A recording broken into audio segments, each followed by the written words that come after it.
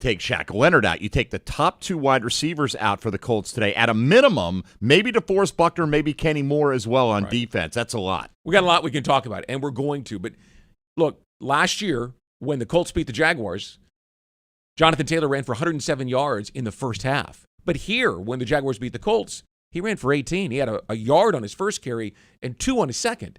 The reality of it is it got, I don't want to say easier, but less difficult to stop Jonathan Taylor today because Michael Pittman was targeted 13 times last week in Houston.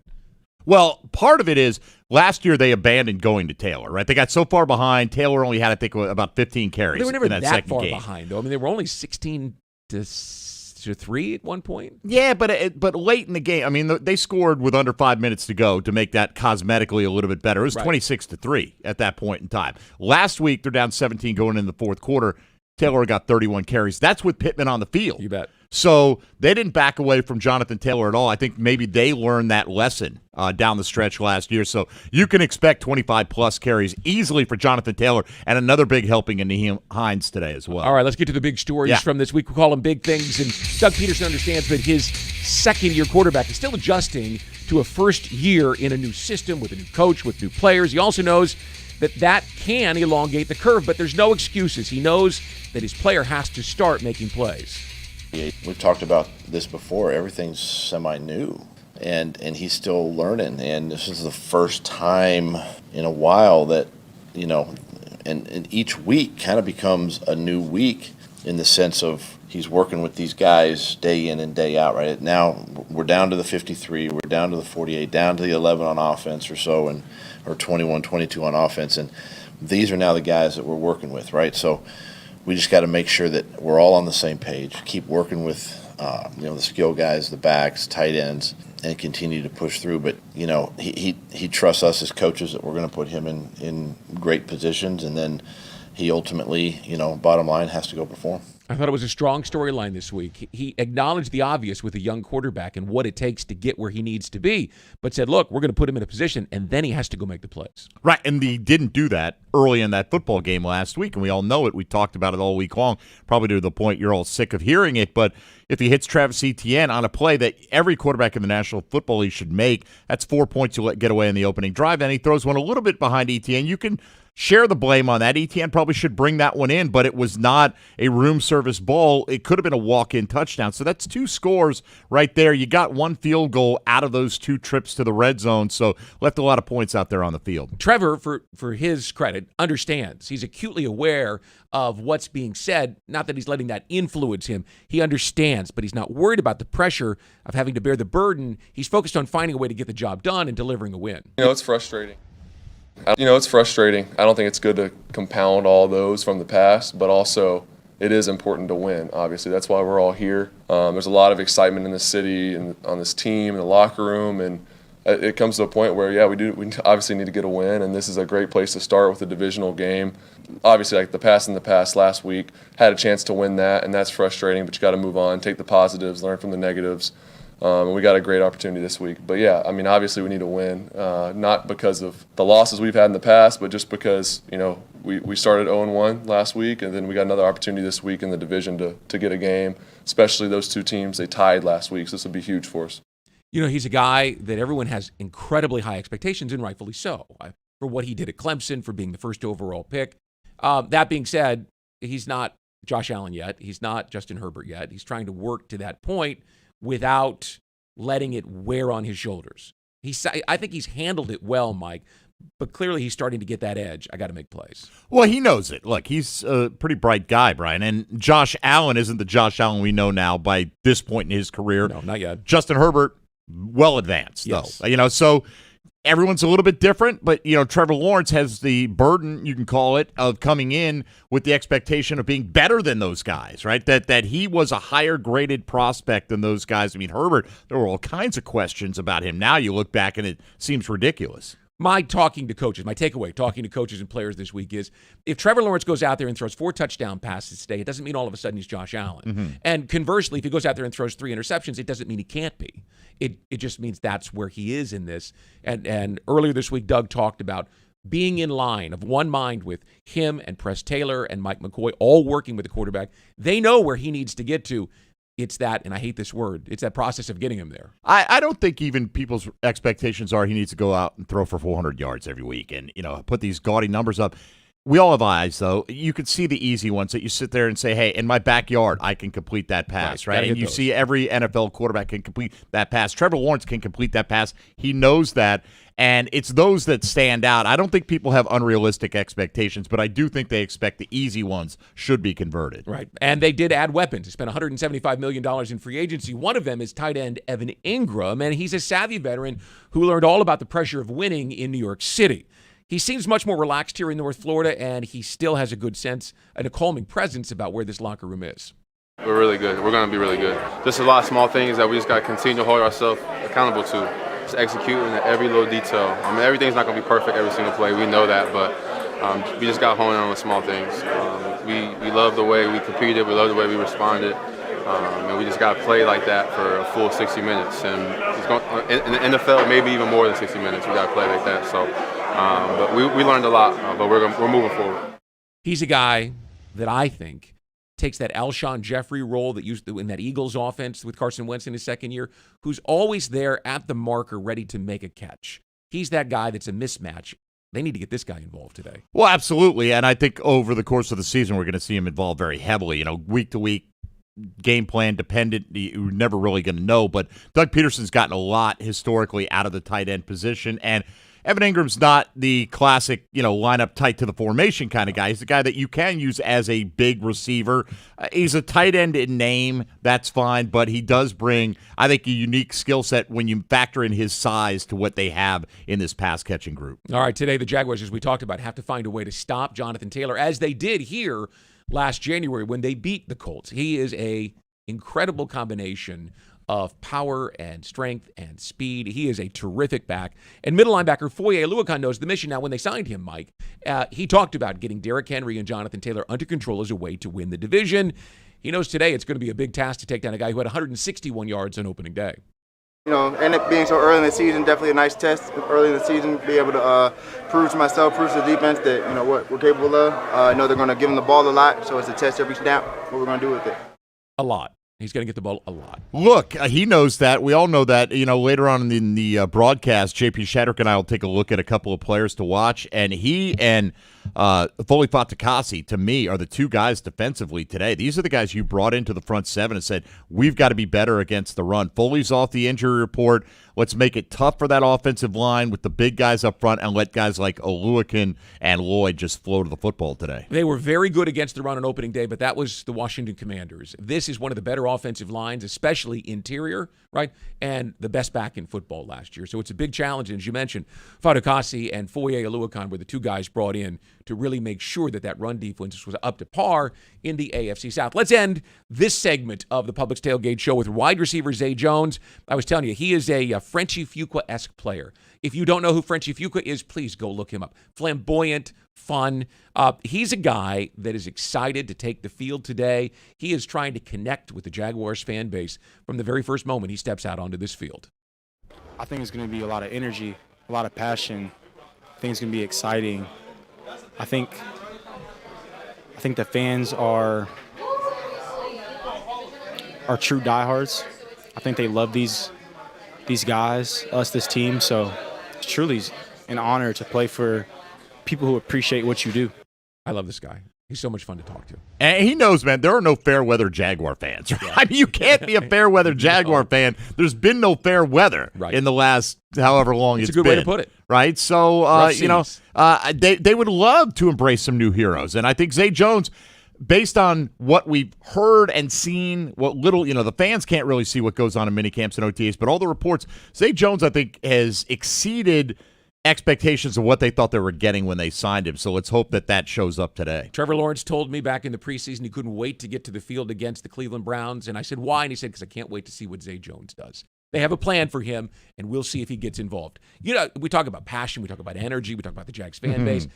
We need an open for this guy because the passion comes early in the Publix Tailgate Show every week. I don't think it needs much more of an introduction than it's time for Come On Somebody. How we gonna rock this week? Let me see. Oh, I think I like that. Come Come on, somebody! And let's get this thing started off correctly. It's the first home game of the season, and we looking to, take first place in the division. I don't want to hear nothing about last week. Yeah, it's a loss in the L column, but to me, it's a lesson learned. Up next, the Indianapolis Colts. And what we got here is a platform to express ourselves. Y'all know what to do. Talk that Jags talk. Just make sure you say it with your chest. Come on, somebody. Hello, my name is Byron Robinson. What's good, Byron Robinson? Man, I've been a Jag fan since day one. Welcome to the club, my G. I made the trip to D.C. How was your trip, B? We had a blast. Yeah? The team's getting better. Oh, I can tell. Trayvon Walker's a real deal. Real deal like Holyfield. We got the coach this week, man. All right, Byron, so what's your prediction? 21-17. Go Jags. E.T. Hoove, baby, here. One thing about it, my dog Hoove, baby, gonna hit my line. What's good, fam? Just want to tell the coach, welcome back to Jacksonville for another whooping. They haven't won in Duval since 2014. I'm trying to keep that going. Our goal and focus is just to be 1-0 this week. I don't worry about the past. That's why they call it history. Yeah, I get it, coach. But history repeats itself. And I'm trying to keep that going.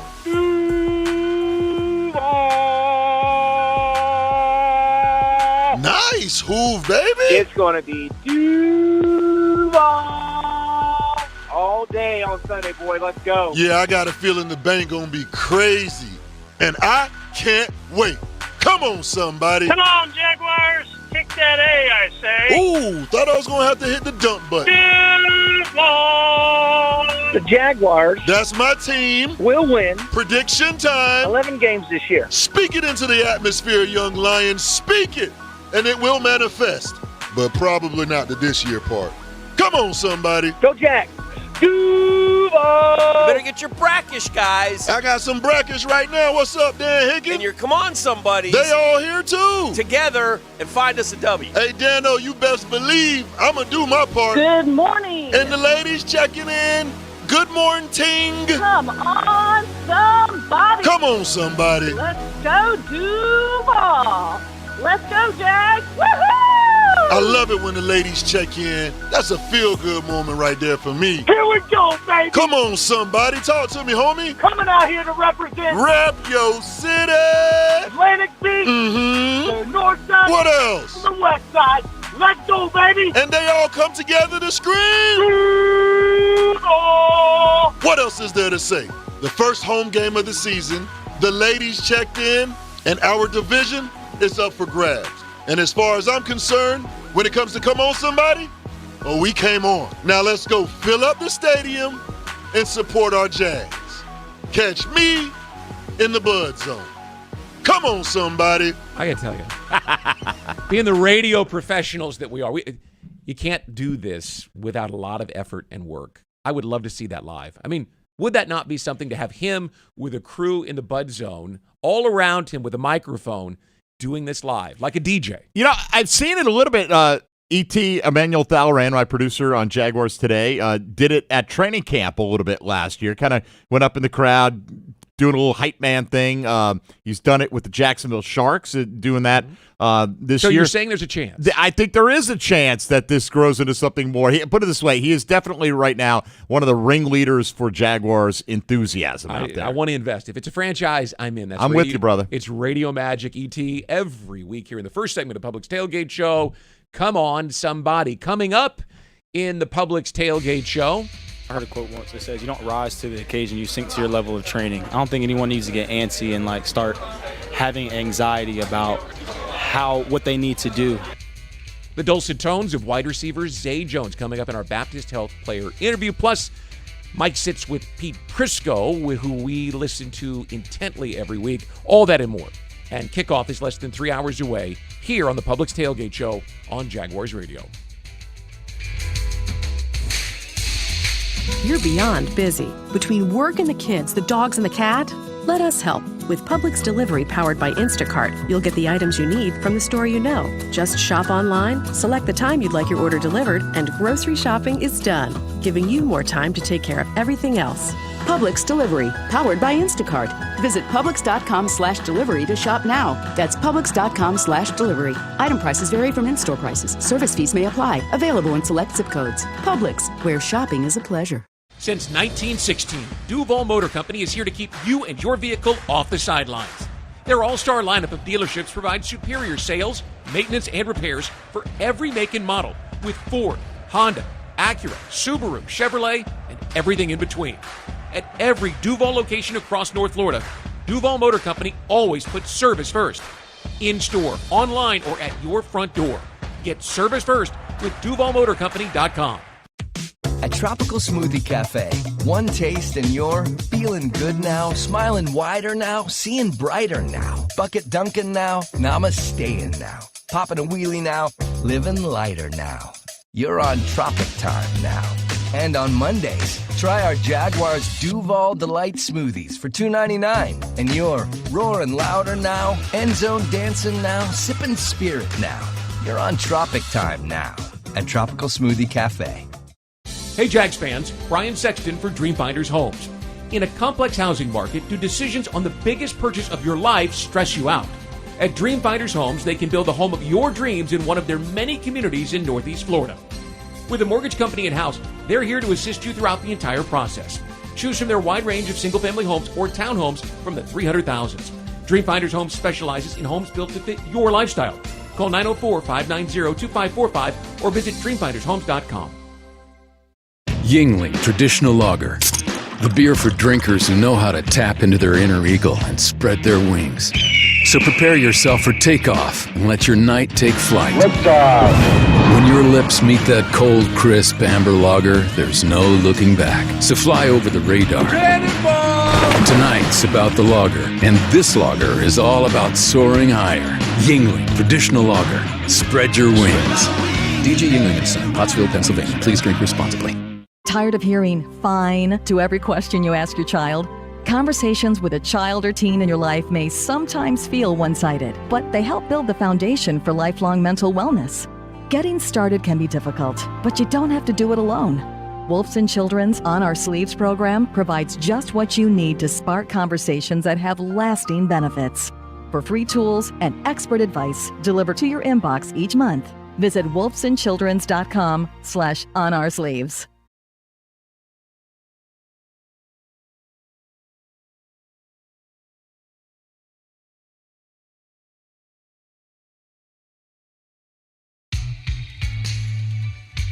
Publix Tailgate Show continues. Hour number 1 here from TIAA Bank Field. We've got the Colts and the Jags. It's Brian and Mike. What more could you ask for? And it's the home opener. Today's game is presented by TIAA Bank. Turn potential into progress.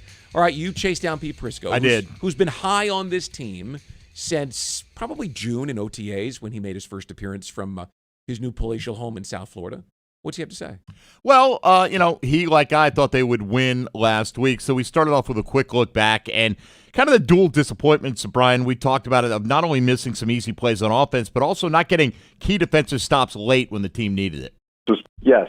Anytime you let Carson Wentz go right down the field like that against you to win the game, you let it get away. And, this was supposed to be the year the defense got those kind of stops, and they didn't get it in that situation. So, you got to give them credit for rallying back. In years past, they might not have done that, but once you do get the lead, you got to be able to hold that lead. And so, they're going to look back on that and say, hey, we should have won that game. What's more disappointing, Pete, the red zone struggles for the offense in the first half or the late deficiencies by the defense in the second half, letting the Commanders get 2 scores in the fourth quarter when they needed them? Yeah, probably a combination of the two, Mike. You score those early touchdowns, and right off the bat, Trevor Lawrence misses ETN in the end zone. That should have been a touchdown.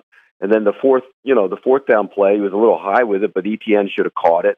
So there were some missed opportunities there. But again, you came back and you had the lead, and that's why I think probably the defense letting down in the fourth quarter is a little bit more of a disappointment. All right, well, the Jags beat this Colts team to end the season last year right here at TIAA Bank Field. The Colts have not won in Jacksonville since 2014. And it's a different team, Pete. Obviously, when you've got a brand new quarterback, it's not exactly the same. But is there some kind of residual carryover for the Jaguars that did play in that game, including Trevor Lawrence, who performed well, maybe his best game of the year? Is there some carryover knowing, hey, just, 2 games ago, in terms of when we last played, we performed very well against this team? Yeah, I think, there's also in the back of their mind that they haven't beat them in so long there. Mm-hmm. And so it's been their place. Even when they haven't had good teams, they beat them there. So I think that does carry over, and the Colts have to know that. I mean, when you go into a game last year, all you had to do was win and you're in, and you didn't win the game. And even though, Carson Wentz isn't there anymore, it still has some, I think it still has some residual hangover effect on them. So I do think it's going to be an impact. And, I'm not necessarily one to, carry over one season to the next. But when there's a pattern there and the Colts haven't won there since 2014, I definitely think that could be impactful on the game.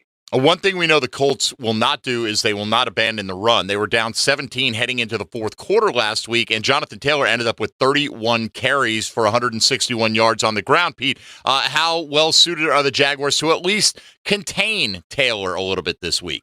I think they can, and I think that's one of the biggest differences in that defense is they're bigger. And I was talking to somebody in Washington this week, and they were raving about how physical they were up front and how much better they are and bigger they are up front. So I do think they'll do a better job than what the Texans did against Taylor.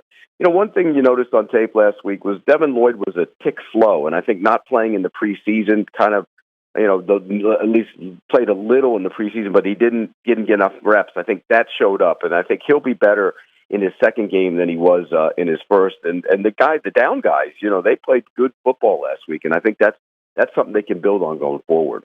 4 fumbles for Matt Ryan for the Colts last week, Pete. Is this something that if you get around him, you're going to be drilling your defense to be a little bit more aggressive, trying to get your hands on the football? Yes, and one thing that's, the offensive line that has been a strong suit of the Colts over the years isn't quite as strong as it's been. They have a problem at left tackle. They have a problem at right guard.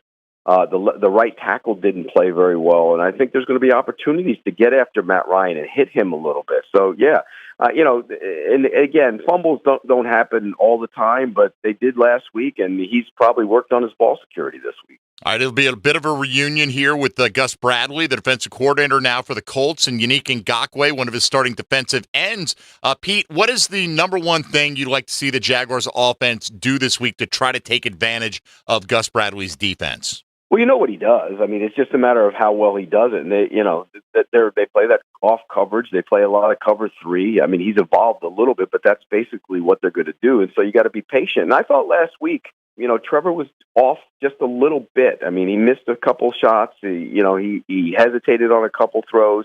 There were guys open, and you saw it when they hit some of those big plays down the field. I think the protection needs to be a little bit better. I think they need to be stouter on the left side of the line. Bart struggled, and I think Robinson had his moments where he struggled. So they have to be better in protection. If they are, the plays are there. The receivers were available last week, and I think that they'll hit some shots down the field against them. All right, you and I both thought the Jags would come away with a victory over the Commanders. It didn't happen. How do you feel about this matchup today? I think this is a great opportunity to get one, and here's why. You have a team that played on the road last week, now has to go back out on the road this week, and they're playing a team that's home and playing their first home game. That usually is a bad combination for the visitor. Plus, you combine that with the history over the years of how poorly the Colts have played in Jacksonville. I'm going to take Jacksonville to win the game outright. I think they found something by rallying back from down last week, and I think that's a good thing. Yeah, they gave up the lead, but most times in the last couple of years, they don't come back. So they came back. I think Trevor Lawrence will be a little bit better this week, which he needs to be, and they'll ultimately find a way to win the game. There you go, Brian. I agree with Pete, by the way. I picked the 27-21 Jaguars this week for a lot of the same reasons he did. It didn't factor in as much the road travel aspect of it. I just think there's a little bit of a backs against the wall game for the Jags, despite the fact it's only week 2. You and I talked about it. The schedule for the next couple weeks is pretty daunting, and you don't want to go into L.A. with them getting the extra few days rest at 0-2. The only place they've ever won on the West Coast, they've done it 3 times, is Oakland. So, I mean, that has to change at some point. Maybe that changes next week. Maybe it does. But a win today gives you a little, you talk about travel, right? It gives you a little extra juice for the long trip west. Hey, a win today, you may be in sole possession of first place. You never know how that impacts the psyche of a team as well. Absolutely. We will see. All right. Jaguars fans, we know you have a busy schedule, so the Jaguars have created the Bundle at the Bank as a way to help you save money and create your own plan for joining the Jaguars on Sundays. You can celebrate Tony Baselli's Hall of Fame enshrinement on October the 9th, cheer on the Jaguars against the Cowboys on December the 18th, or any number of options in between. Visit jaguars.com/bundle or call 904-633-2000 and get your Bundle at the Bank. Time now for our player interview presented by Baptist Health and the Jacksonville Orthopedic Institute, the official sports medicine provider of the Jaguars. Well, Zay Jones knows football. His father, Robert, you may recall, won 3 Super Bowls in the middle of the Dallas Cowboys defense. And his uncle, Jeff Blake, was the Cincinnati Bengals quarterback back in the old AFC Central. Many of us remember him quite well. Zay's heard about Jacksonville from a lot of different people, but he can't wait to experience it for himself when he takes the field with his new team this afternoon. I think it's going to be a lot of energy, a lot of passion. I think it's going to be exciting. I think the fans are true diehards. I think they love these guys, this team. So it's not even a lie. It's truly an honor to play for people who appreciate what you do. Yeah, this small market has a little engine that could sort of feel to it, and they want to be connected to the players. As a player on the field, how hard is it to feel connected to the fans? I think it depends on who you are. But I think if you can't see the willingness of them trying to connect with the players in this organization, I can't speak for others, but in this organization, I maybe feel maybe you're not open to, wanting to experience that love that I feel like they have to give. When you signed on here as a veteran, you probably knew it was going to take a little time to get things started. Are you frustrated by the inability to get a win on opening day, or are you just going through the process, understanding that all of those things add up over time? It's a good question. It's hard to win in this league, first and foremost. I understand that. Everyone wants to win. So there's some frustration when you put effort and hard work in and the result doesn't come back what you wanted. But just don't focus on the result. Focus on your preparation. Focus on the way you approach the things and let the result be what it's going to be. So in trusting that and trusting who I'm working with and these guys, I know the wins will come. So my job is not to go out and be Superman, or none of us are, you know what I'm saying? I think our job is to just collectively play well together, execute at a very high level, and just enjoy what we're doing. And I really feel like that's what's going to bring the results that ultimately we're seeking. You've been in a couple of different places. You were in Las Vegas and in Buffalo. How do you sense this locker room? Is it an anxious locker room, trying to get that first win, or are they calm? I mean, it's young, so you might think there's a little anxiousness, but it's also got enough veteran presence, veteran savvy, that you think, yeah, they're calm about it. They seem loose right now. I don't see guys nervous at all. I think we're settled in who we are.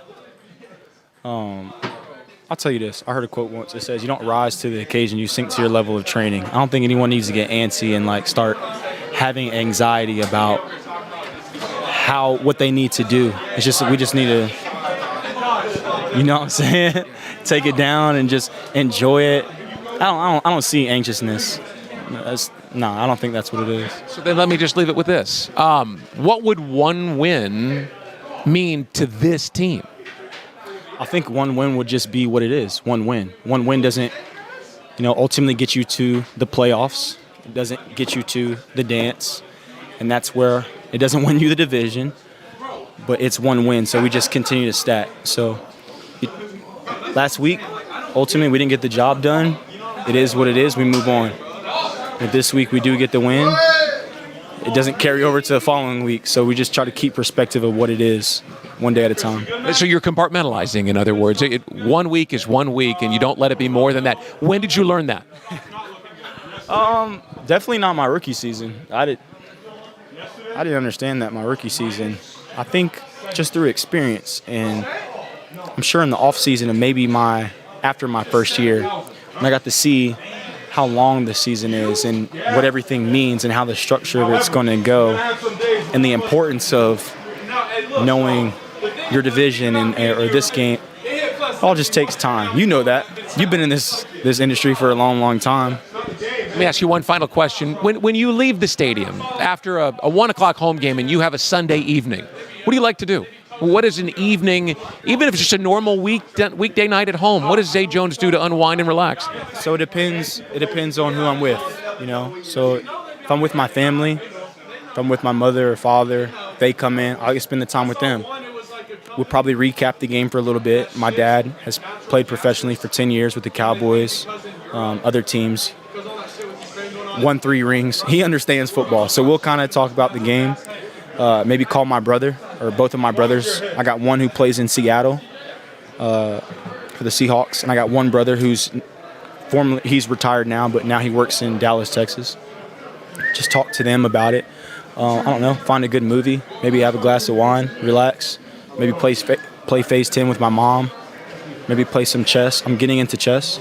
Yeah. Do you play chess? A little bit. I've gotten into tennis lately just to try something new. And you seem like a guy who's willing to try new things. I am. Wait, so you're out there on the court running back and forth. You're really... I'm playing on a clay court, yeah, and I'm running back and forth. Yeah, I know. So I'm thinking maybe we have to have a tennis game in the offseason. Let's do it. Maybe doubles. I'll pick Chris Manhertz as my... He's going to pick Manhertz. You could pick one person to be your partner in tennis on this team. Who would it be? Dan Arnold. Because tight ends are tall and athletic. I just want you to know that is an instant L for you, my friend, if you pick Dan Arnold. I love talking to Zay Jones because you just never know where the conversation's going. He'll turn it back around on you, so you better be prepared. We're going to turn the conversation towards Hall of Famer Tony Boselli and Jeff Lageman coming up in 15 minutes, but next. Even the very best of the best, you know, you got to be fortunate to get an interception and a sack in the same game. That's Trayvon Walker's position coach, Bill Shuey, and we'll introduce you to him here on the Publix Tailgate Show on Jaguars Radio. You're beyond busy. Between work and the kids, the dogs and the cat, let us help. With Publix Delivery powered by Instacart, you'll get the items you need from the store you know. Just shop online, select the time you'd like your order delivered, and grocery shopping is done, giving you more time to take care of everything else. Publix Delivery, powered by Instacart. Visit Publix.com/delivery to shop now. That's Publix.com/delivery. Item prices vary from in-store prices. Service fees may apply. Available in select zip codes. Publix, where shopping is a pleasure. The Land Rover Defender story began with the simple thought of creating an exceptionally capable off-road vehicle, becoming the go-anywhere, do-anything all-terrain machine. Today, there's a new Land Rover Defender, the toughest and most advanced Land Rover vehicle ever. From the beginning, Land Rover knew the new Defender was capable of great things. Motor Trend's 2021 SUV of the Year is just the latest example. Test drive the new Land Rover Defender today at Land Rover Jacksonville on Atlantic Boulevard, or go to LandRoverJacksonville.com. Land Rover, above and beyond. Touchdown at Jaguars away games when you fly nonstop from Jacksonville International Airport. Join the Jaguars in D.C., Los Angeles. Watch them win in Philly, Indy, Detroit, Nashville, New York, and Houston. When you fly nonstop from Jax, on airport parking will punt the stress from your travel itinerary. Garage facilities offer defensive coverage from the weather and are a 50-yard dash from the terminal. Economy parking is just $6 a day. To learn more about nonstop flights and on-airport parking, visit flyjax.com. You've been putting back a few, and a few becomes a few too many. For a moment, you think of calling for a ride, but nah, you live nearby. What's the worst that could happen? You get pulled over, your insurance goes up, you lose your license, you total your car, you kill someone. The results of driving drunk are tragic. That's why law enforcement is out there looking for impaired drivers to save lives. So if you think you're okay to drive after a few drinks, think again. Drive sober or get pulled over. Paid for by FDOT. Jaguars fans, here's a great way to pay with pride wherever you go. Exclusively from TIAA Bank, the Jacksonville Jaguars Visa debit card comes with a fierce look and fantastic features, along with the convenience to make purchases online or at millions of locations worldwide. And it's yours, free, when you open a Yield Pledge checking account. Order yours today. Visit TIAABank.com/JagsCard. TIAA Bank is a division of TIAA, FSB, member FDIC, and the official bank of the Jacksonville Jaguars. Here's 150 more reasons to love Dunkin'. When the Jaguars have 150 passing yards during a game, you score a free classic donut with the purchase of any beverage from Dunkin'. Enjoy classic donut favorites, including the pumpkin donut, Boston cream, glazed, powdered, jelly-filled, and more. Offer not available on the Dunkin' mobile app. Offer only available with coupon found on the Jacksonville Jaguars app in participating Jacksonville, Florida area Dunkin' restaurants. Limited time offer. Exclusions apply.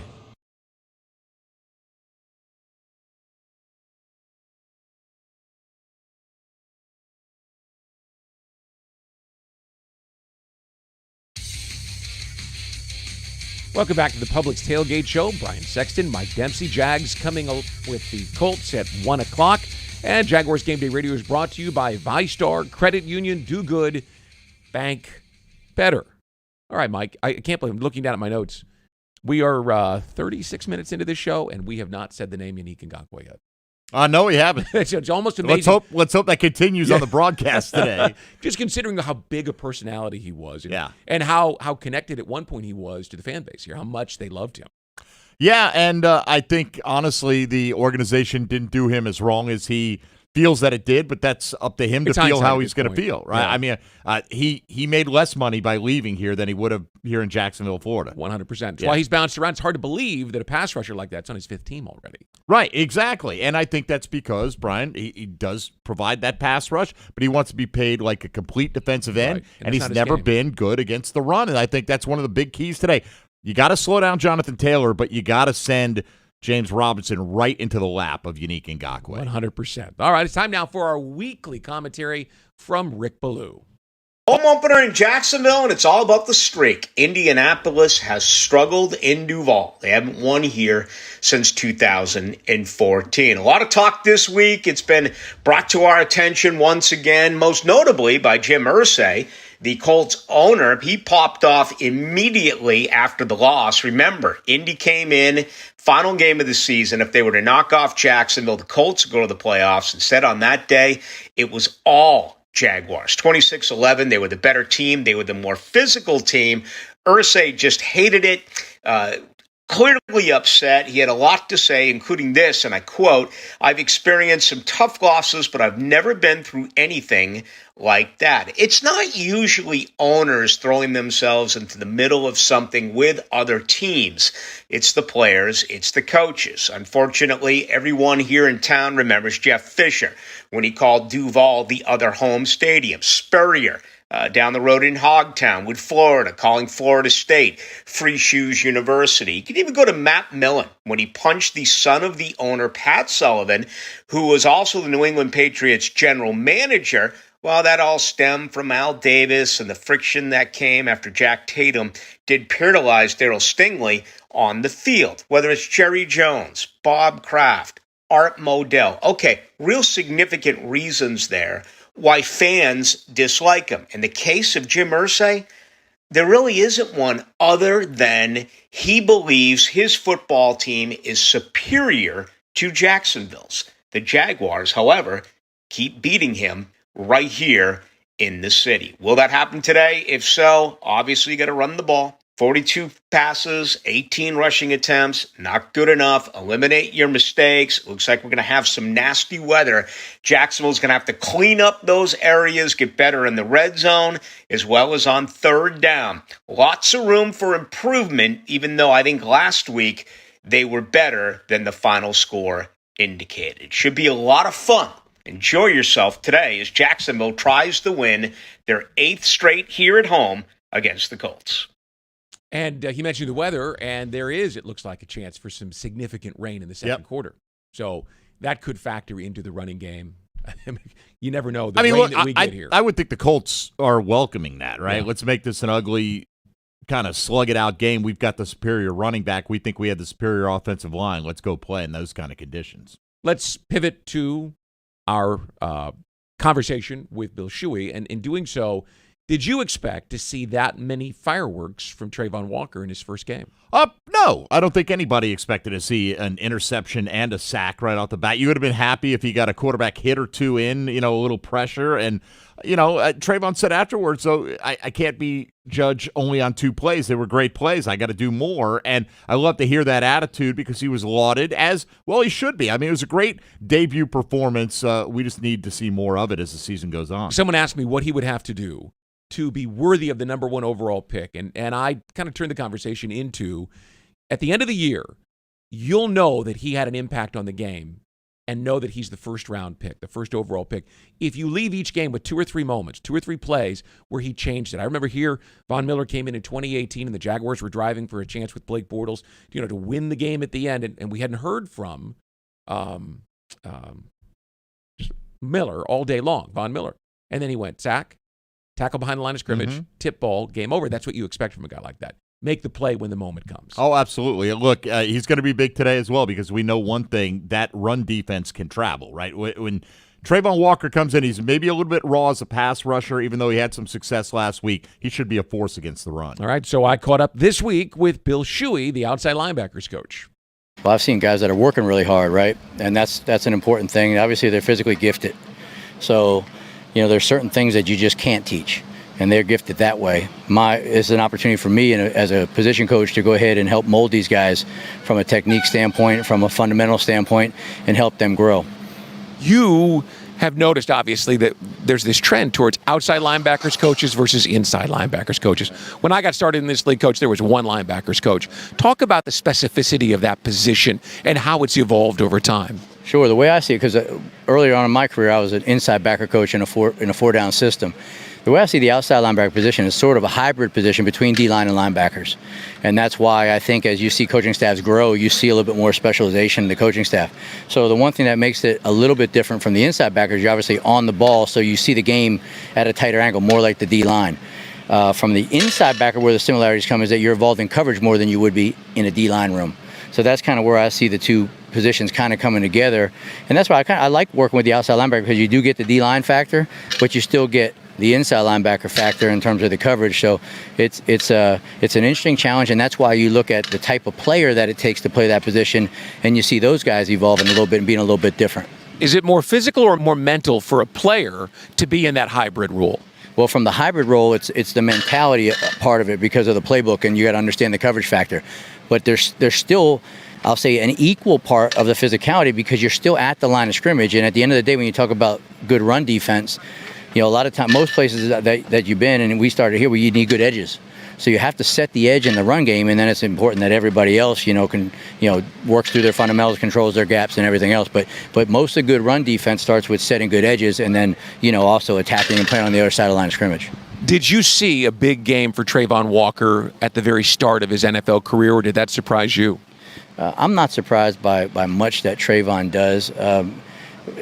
I would say, even the very best of the best, it takes, you got to be fortunate to get an interception and a sack in the same game. So I'm happy that he had that success. Obviously, he'll tell you, and I'll tell you the same, that he knows there's a lot of small things that he needs to improve on. The production was there. We're going to work on the consistency. He's a hard-working guy, and he's dialed in for that. Josh Allen had to fight for every one of his 8 sacks last year. How long until it's easier for him because of Trayvon? Yeah, good question. The one thing we work on, and it's one of the things where Coach Buckner and Coach Segrest and I work together on, is that in most situations you need a four guys to rush as one, or in some cases 5 guys to rush as one, to help make those sacks happen. And it may be different guys that get hot and maybe string a couple together at a time, but it's hard for one guy to make a sack because there's too many step-up lanes.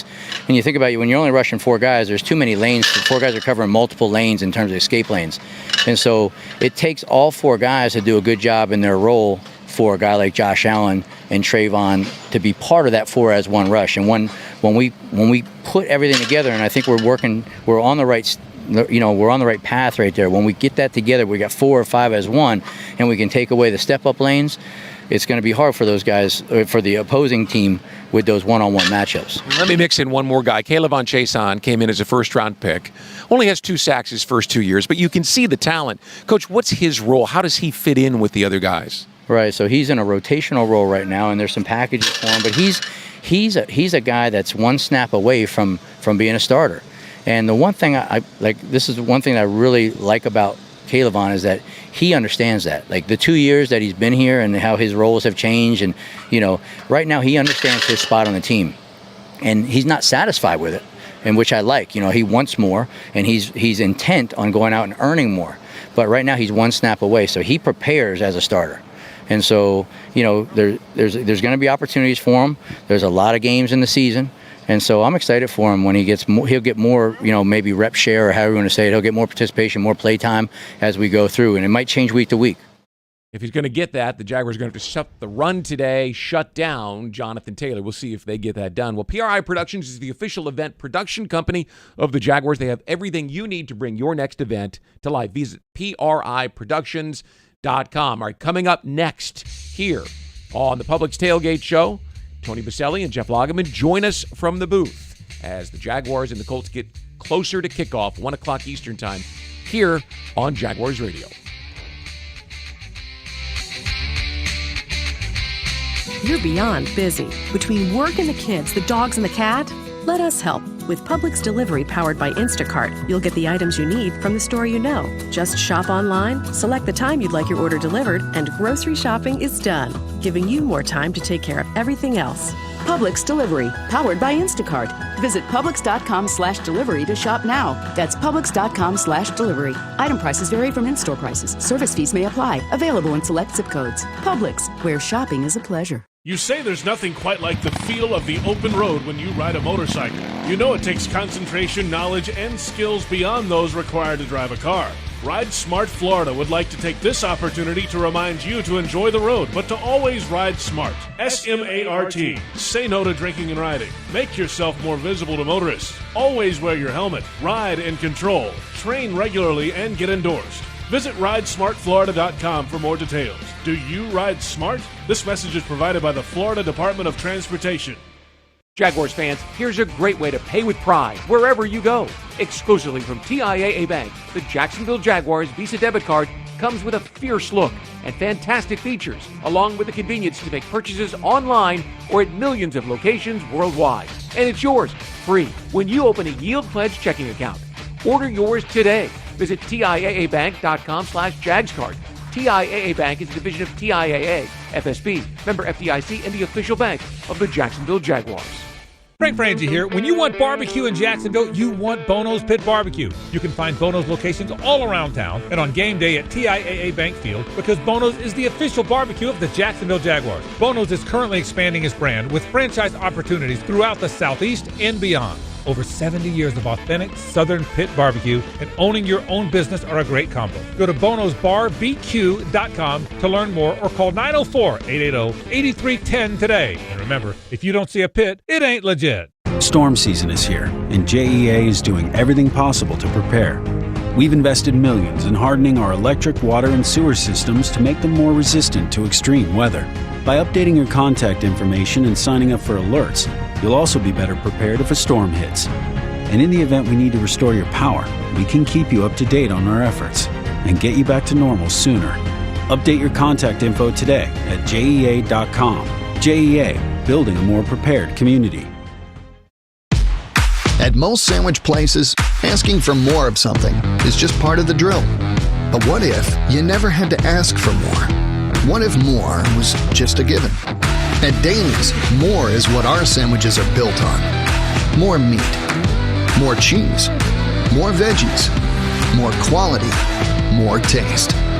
All for a price that's anything but more.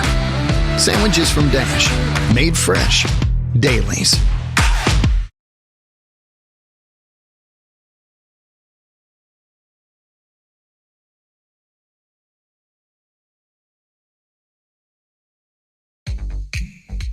And welcome back. Final segment of hour number one of the Publix Tailgate Show. Publix, where shopping is a pleasure. Brian Sexton sitting in with Mike Dempsey. Kickoff coming your way at 1 o'clock between the Jaguars and the Colts. Time now for first rounds on us.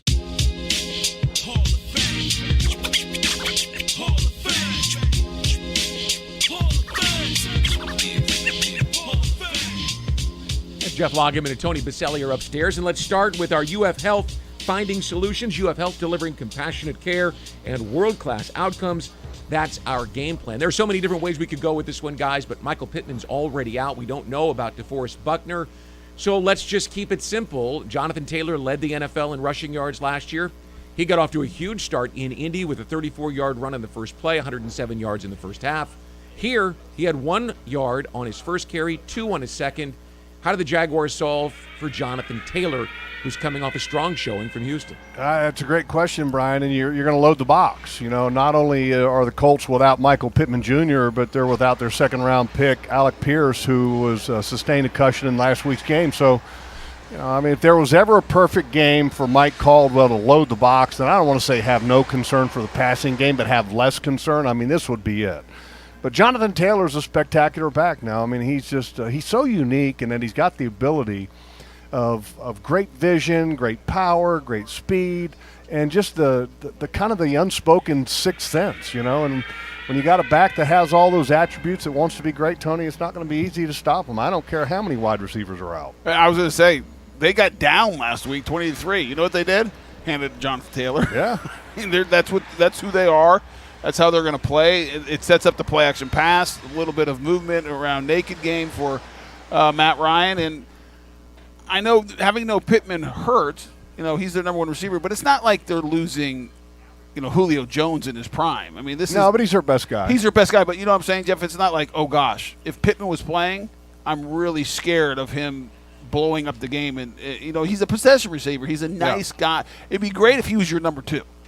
But without him, they're going to be more dependent on Jonathan Taylor, and I actually think they're just fine with that. If I was the Colts, I'd see about suiting up Reggie Wayne. I mean, he's on the coaching staff, right? I mean, you know, dude could play. Give him a uni, Brian.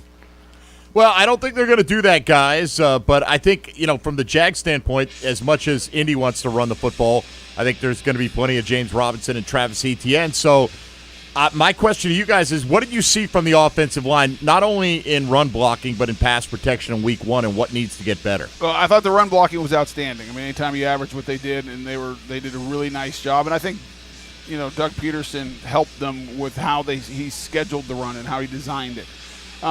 Quite the opposite in the pass protection. You know, the one guy we were worried about in training camp and wondering going into that game was Jawan Taylor. He was the best. And he played well. I'll give him credit. Mm-hmm. It's too bad he cramped up at the end of the game. I mean, this is a guy who's never missed a snap. Played very well. And he played really dang well. The rest of the group has a lot of work to do, and I think probably the guy I was most disappointed with, because I hold them in really high regard, is Cam Robinson. He needs to be much better. I mean, he had a long day. Montez Sweat got after him. And it was not good, and you know, Ben Bartch. I expected Ben Bartch to struggle because of who he was playing. Great players, great Deron Payne and Jonathan Allen, and I don't think it was, you know, Streif's best game as well. And Fortner, you know, might want to bend his knees a little bit. Played straight-legged most of the day. That was a welcome to the NFL moment for Luke Fortner. But Fortner and Bartch don't bother me. What bothers me is guys like Streif and Cam Robinson. Those are your bell cows, and those are the guys who have to show up, and they have to play much better. But a great matchup today. You know, Ngakoue is going to be facing Cam Robinson. You think there's some talking going out there, Jeff?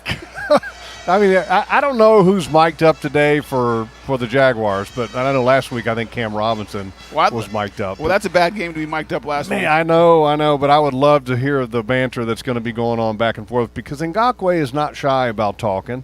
And Cam's not shy about talking. But anyway, look, I think it's going to be a challenge again this week for the offensive line. If DeForest Buckner, their defensive tackle, who is questionable with a hip injury, is arguably one of the top 5 defensive tackles in the league. Ngakoue is a guy that has a ton of sacks in his career. I think it's like 55-ish. Last year he had 10 with the Raiders. Kwity Paye is a first-round pick from a year ago that's going to be going against Jonathan Taylor. Playing much better.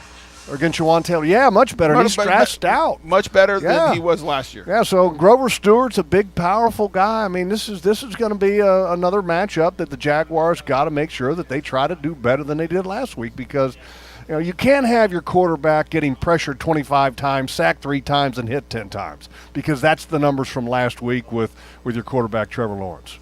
Guys, a lot of missed tackles last week, and a number of those in the secondary. How likely is it that you can get that cleaned up in a week's time? Well, I think week 1's always tough. I mean, the way teams practice now, Mike, in training camp, and the limited time you have going live, And even the limited preseason games, they don't play as many, as they once did. And even when we used to have long camps and you had physical camps and you had, 4 preseason games, it's different. And that speed, sometimes you see more missed tackles early, Jeff. You played that side of the ball. It's a different pace. And let's give credit to some of the guys that played for the Commanders. Well, they're pretty good. I mean, Samuel's a couple of those moves. Like Barry Sanders. Oh, my God. Yeah, I mean, so, but it does have to get better. A lot of times the missed tackle ended up extending drives, whether it been on third down or gave you more favorable down distance on second or third downs. It was an issue.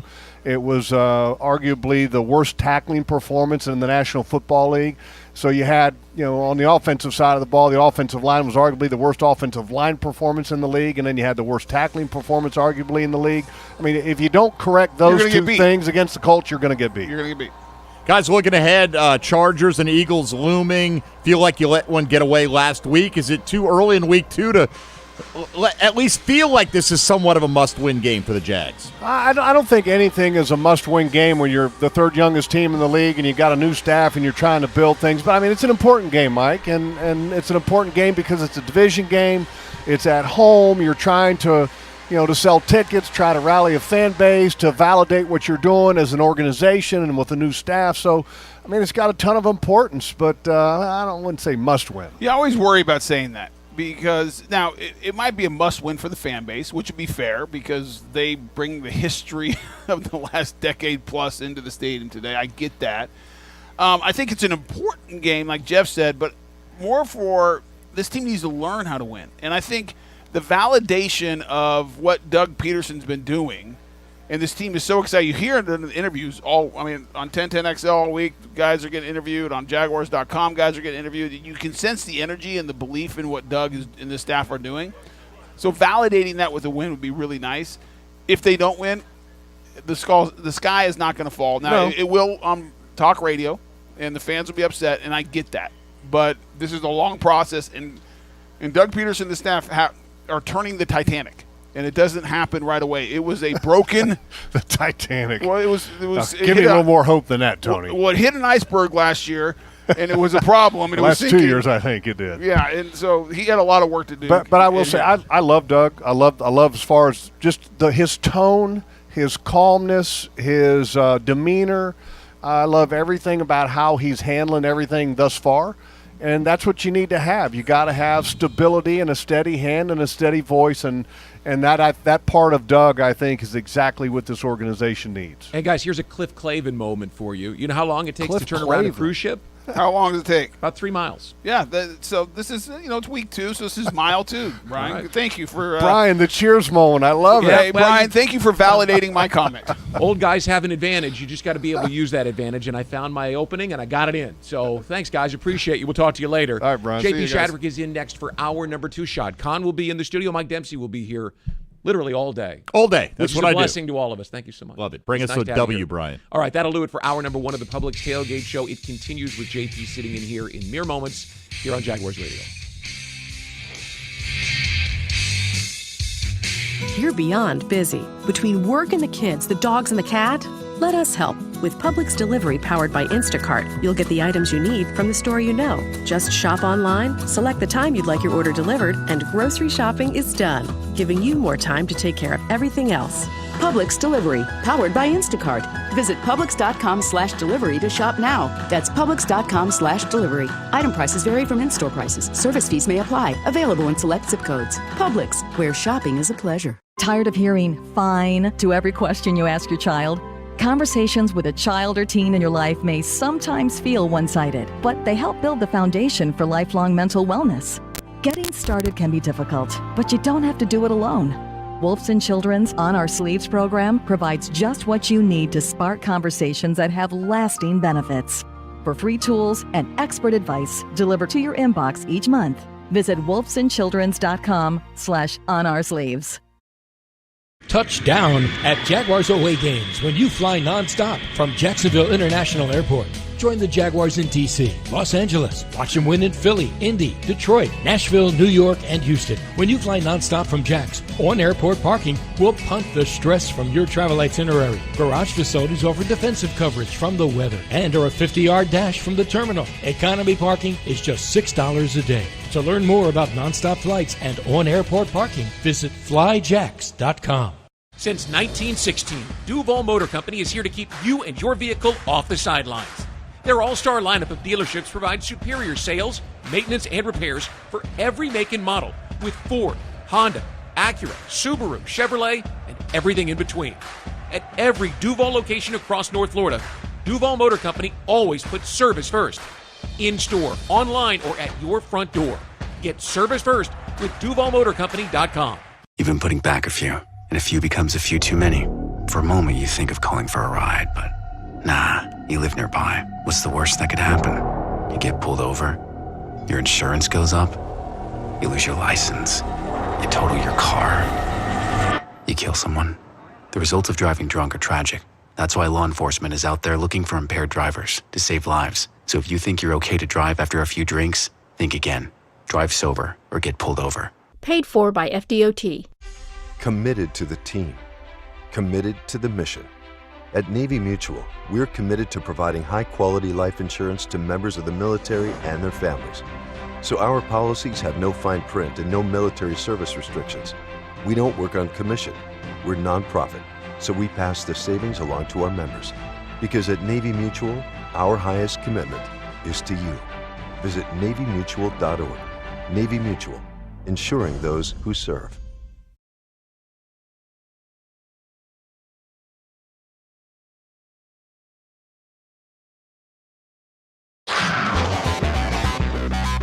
The Publix Tailgate Show continues right now.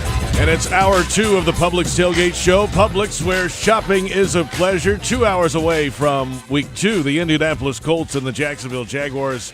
And today's game is presented by TIAA Bank. Turn potential into progress. JP Shadrick with Mike Dempsey in the Jaguars Radio Network studios at TIAA Bank Field. Ashlyn Sullivan along with us as well to start hour number 2. Good morning, everyone. Good morning. How are we doing? I'm well. How are you guys? I'm also well. Ready to rumble. Let's do this. Ashlyn, I think, is also well. The Jaguars and the Colts divisional game.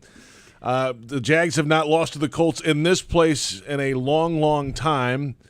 A lot of these players weren't around when that streak started. I don't know how much that plays into their mindset today or anything like that. But for the fans, it's a home field advantage of sorts. It is, and we've talked about this streak all week long. It's been a great story for the media to talk about this, but I was reading an article where some Colts players were asked about it, and Senator Ryan Kelly said, I don't really believe in superstitions, but this is a really weird thing. And truthfully, he was kind of the only player that mentioned it. And I'll say I went in the Jaguars locker room, we talked about the streak, and the players said, yeah, it doesn't matter. But funny enough, all the Jaguars players knew the year the last time the Colts won here. So it means something. You can't tell me it means nothing. You can't believe anything they say when it comes to what matters and doesn't matter. And I don't hear this and I don't listen to that. They listen to everything. But it is a weird thing, let's be honest, right? I mean, different groups of personnel, different quarterbacks for each team, different head coaches, and the result always is Jackson with more points at the end of the day, through a period of time when the Jags have been mostly terrible. So it's kind of almost impossible to explain.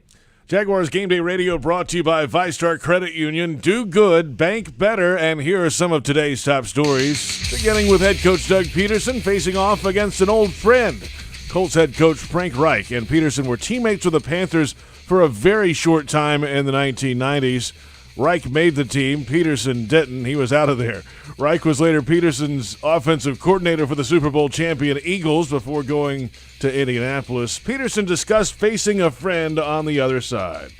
It's always fun to go against, coaches that I've worked with and have a relationship with. And Frank's a great guy. He's a great coach, what he's done there in Indianapolis. And, obviously they've built a championship and a playoff team. And, it'll be good to see him. But as we know, when it tees up and kick it off, we're on the other side. We're trying to beat each other. But, yeah, it's a lot of fun, a lot of respect for him. On the Doug Peterson show Thursday, Mike, he said, we faced them once after that, when he was with the Eagles still and the Colts. And we were like, what happened in the game? Well, Yeah, we won. Yeah, Eagles beat him, so he's 1-0 against Reich. He didn't want to go out there and really say it. A lot of connections in this game, though, obviously, on both sides. Oh, no doubt. But it's interestingly enough, Doug Peterson did know the record. Oh, yes, he did. Like Absolutely. Ashton was talking about the players know the year. Yeah, there are connections, but I think once the game kicks off, unless you've got – I think most of that work's done ahead of time during the week, right? If you've got intel about a particular offense, so you want to make sure your defensive players are aware of what this team has tried to do in the recent past,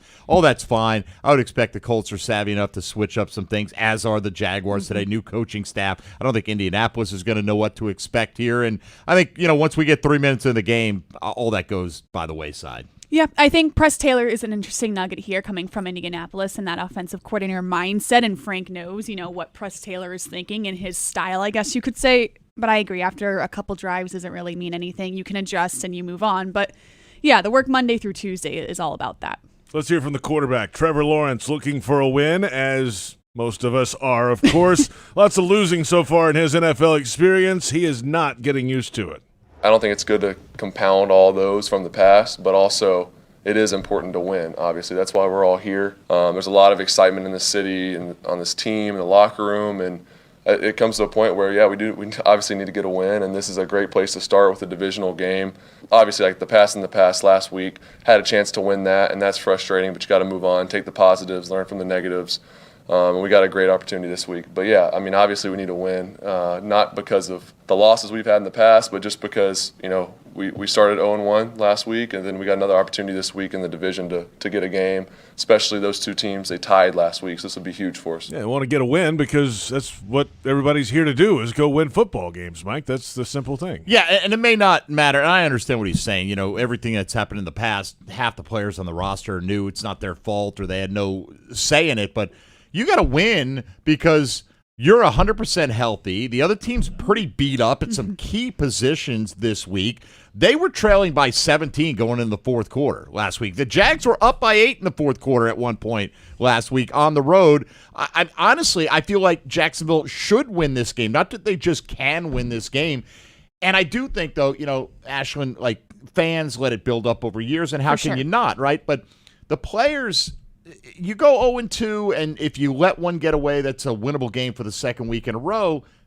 You got a trip out to the West Coast coming up. That thing can snowball in a hurry. So I think it's important on a lot of levels. Oh, and what it means for the division as well. And it's crazy to think the Colts, when we talked about it all offseason long, as one of the strongest teams in the division, that they could now lose this game. Because it was funny when I was talking about this game earlier on Wednesday. I said, yeah, this is a must-win. And the guy I was talking to in Indianapolis goes, a must-win. I was like, yeah, it's a must-win for both teams in week 2. That's how important this game is right now. Flynn throwing it down. It's a must-win, though, in terms of if you want to be in the playoff conversation, right? Obviously, it's not a must-win. They're still going to allow you to play 14, 15 more games after this, right? You're still a member of the National Football League, yes. But you're not getting relegated. So from that standpoint, okay, and granted, you could still go 15-2 if you lose this game, but realistically, you look at the games that you're going to be clear underdogs on the schedule. This is not one of them. That's why it's so important. Yeah, and next week, taking a trip to Los Angeles to face the Chargers. Not sure if Herbert's going to play, but I agree with what you're saying. This is winnable, and you must win the winnable. Let's go to defense now. The Jags D has its hands full against the Colts running game and the league's leading rusher from a season ago, Jonathan Taylor. Defensive tackle Foley Fatukasi was brought here in free agency to help against the run and has nothing but respect for Taylor's game. He's explosive, powerful, and fast. I'm going to give credit where credit is due. He's a really good player, and he's done well for himself in this league so far. So we just have to put our hats together and make sure we stay diligent with our work, and we'll be all right. All right, you mentioned the banged-up Colts team. A couple receivers are out today. I mean, this seems like a loaded up and stop the run type of day on defense. No doubt, right? I mean, your top 2 receivers are out if you're Indianapolis, and most of those other guys are very unproven. Paris Campbell's a talented guy, has never been able to stay healthy, but you got to watch him today. He's a similar player, in my opinion, to Curtis Samuel, who the Jags had trouble with tackling last week. But this is the Foley Fatukasi, Foye Oluokun, Devin Lloyd game to me right here. That triangle of players in the middle of your front seven. this is why you brought them in, to deal with Derrick Henry and Jonathan Taylor in the AFC South. So let's see you do it. Yeah, and Michael Pittman being out is a great thing for the Jaguars because I have horror stories of, especially in Indianapolis, them calling his name what felt like 87 times on receptions. Not so much here in Jacksonville, but even then, Jonathan Taylor is still playing. So you can say, yeah, all these injuries, that's great for the Jaguars. If he's still in the lineup, if he's still in the game, I still have worries about him. Let's hear from Foye Oluokun, but Matt Ryan is also on the Indianapolis Colts now. Came from Atlanta. They were teammates with the Falcons, of course. He knows Matt Ryan well from his last 4 years in Atlanta. Definitely exciting. Definitely a guy who came in and watched and tried to emulate his work habit. I just saw how good of a professional he was. So happy for him to get a new start in Indiana, but definitely excited to go against him and compete against him. There you have it. Some of today's top stories as the Jaguars face the Indianapolis Colts in Week 2. Jaguars owner Shad Khan coming up live in studio about 11:45 today. That's about 35 minutes or so from right now. Ashlyn, you this week had a chance to drive Trayvon Walker around in a golf cart. Yes, it was so nerve-wracking. I really didn't want to crash him, of all people. We're going to have to get you past the nerve-wracking part of this situation. It's not there yet. No? It's only week 2 and I'm still nervous, especially when he sits in it. Okay. Because then I thought, like, if something were to happen, I would just be gone. You would never hear from me again. I just wouldn't show up to work. Something would just happen where I would never be in the building again. Well, I mean, you're beat before you even start the drive. I mean, you're in your own head, it sounds like to me. I take it everything went well by the fact that you're sitting I'm here. here. You're Yes. here. That's Success step one. story. So, obviously, he's making an impact early. He had a couple nice plays last week, let's say that. But what did you get out of your conversation with Trayvon? I think the highlight would be we'd go to that interception, that crazy interception week 1, and I was standing on the practice field in Atlanta in the joint practice, and he had a ball that was identical to that pass, and he dropped it in Atlanta, and he was furious, cranking out push-ups. I don't even want to know how many. I would say 80. So I asked him about it in this interview, the mindset of that. Most definitely. I played tight end in high school, so when it comes to catching balls, I pride myself on that. I'm on defense now, but still, I'm an athlete. I pride myself on being able to do everything. And I have a feeling your dad might have a little something to do with those push-ups. You were definitely doing those when you were little. Most definitely. He always made me do push-ups and ab roller. That was one thing I always had to do. And it seems like, I know you were talking about when you made the interception in practice last week that you called him. And I just think it's so funny. Like, I call my dad every day after work, and you're like, hey, Dad, I got to pick 6 today. No big deal. Yeah. You guys seem so close. It seems like a perfect balance where you have a great relationship, but I can just tell from meeting him one time that he's pretty tough on you, too. Oh, yeah, definitely. He's tough, but he's a father figure first. But then after that, he's like my best friend. He's somebody I can go to whatever, about advice for a female, a job, anything that's my best friend, so I can go to him and talk to him about anything. He gives you girl advice? Whatever I need. I love that. That's awesome. It is certainly good to have a confidant, I'll say that. But great conversation there, available on Off the Field.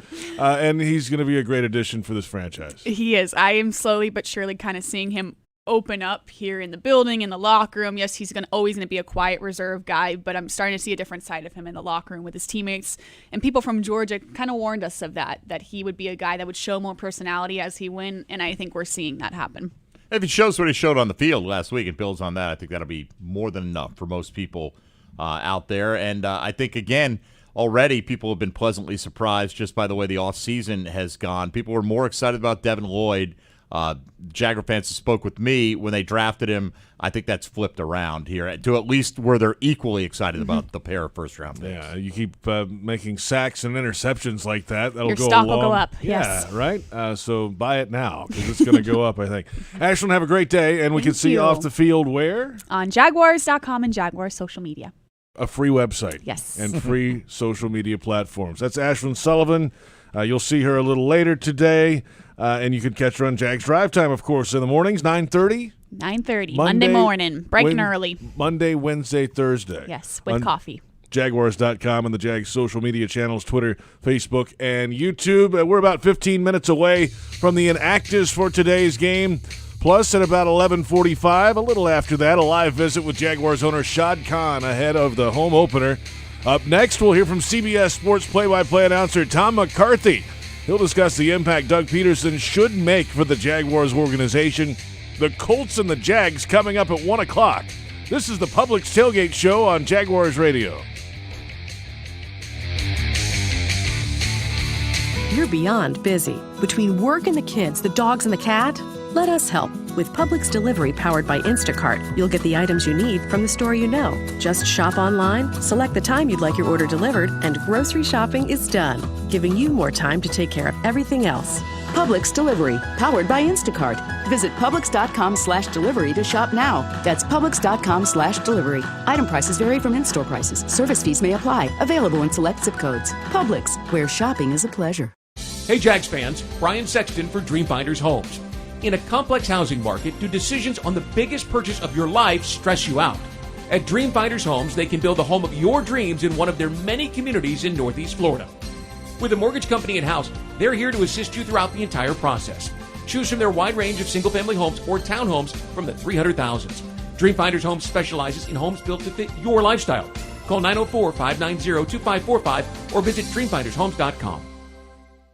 The creamiest, dreamiest soft ice cream you get from Mr. Softy. For refreshing delight supreme, look for Mr. Softy. The milkshakes and the sundaes and the cones are such a treat. Look out for the ice cream stand, enjoy it from your seat. The creamiest, dreamiest soft ice cream you get from Mr. Softy. For refreshing delight supreme, look for Mr. Softy. S-O-F-T-E-E, Mr. Softy. What makes that famous call? Dinner's ready! Even better? It's cooking a great meal with natural gas, enjoying faster cooking times and precise temperature control. And now getting a valuable cash rebate up to $300 when you install an energy-efficient natural gas range or cooktop. Anyone want seconds? When you show your home love with natural gas, it loves you right back.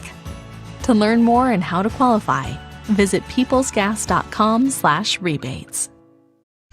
Committed to the team. Committed to the mission. At Navy Mutual, we're committed to providing high-quality life insurance to members of the military and their families. So our policies have no fine print and no military service restrictions. We don't work on commission. We're nonprofit, so we pass the savings along to our members. Because at Navy Mutual, our highest commitment is to you. Visit NavyMutual.org. Navy Mutual, ensuring those who serve.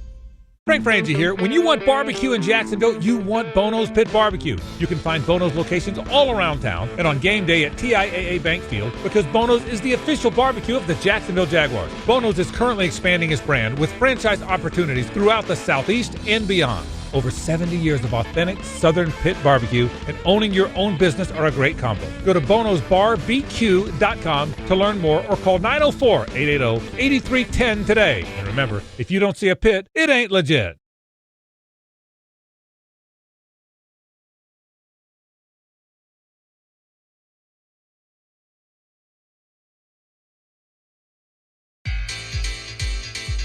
From TIAA Bank Field, this is the Publix Tailgate Show. We're inside 2 hours from Week 2 in the National Football League. The Indianapolis Colts at 0-1 and the Jacksonville Jaguars at 0-1 coming up at 1 o'clock today.